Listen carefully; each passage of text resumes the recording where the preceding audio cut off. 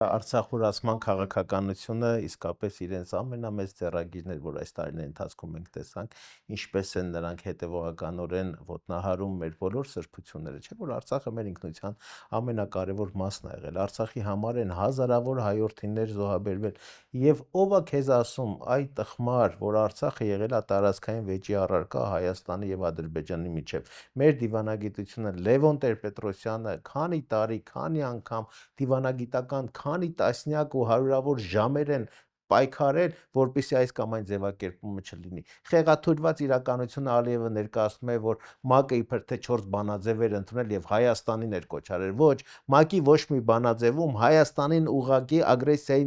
մեջ մեղադրանք գոյություն չունի։ Ընդհակառակը ՄԱԿ-ի բանաձևերը ուղղակի Հայաստանին կոչ էր անում իր ազդեցությունն օգտագործել Լեռնային Ղարաբաղի վրա, հա, այսինքն Լեռնային Ղարաբաղ առանձին սուբյեկտ եղել է, հանդես է եկել, ինքը իր շահերը պաշտպանել է։ Ուղղակի եղավ այն ինչ եղավ։ Հնարավոր է ինչ-որ բան փոխել, իհարկե հնարավոր է փոխել։